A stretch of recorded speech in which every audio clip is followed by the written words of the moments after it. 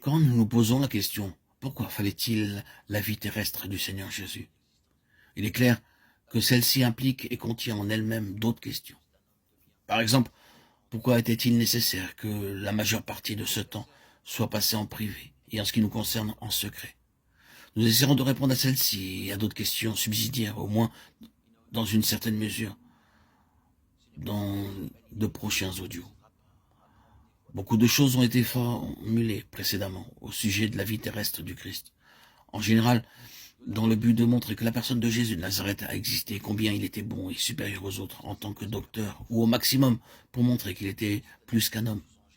Il peut y avoir d'autres mobiles d'écrire des livres sur la vie de Jésus, mais ceci généralement englobe l'objectif.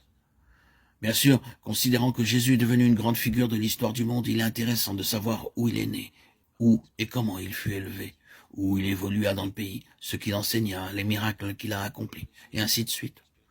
Tout ceci a fourni matière à beaucoup de discussions et de controverses.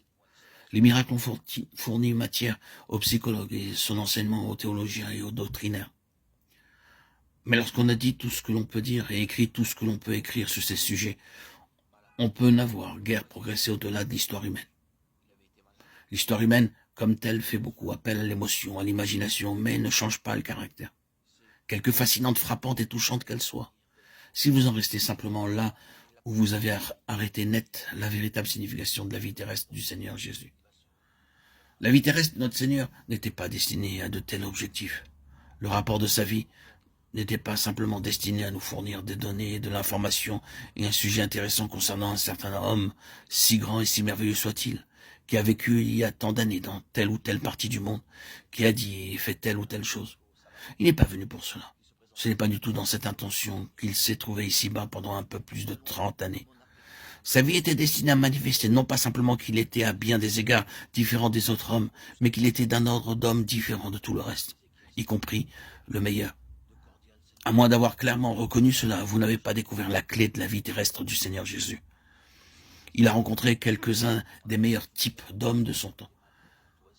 Mais entre lui et eux, il y avait un grand abîme, immuable, sans possibilité de passage, d'un bord à l'autre. Jésus fut un mystère. Il n'était pas simplement mystérieux, il fut un mystère.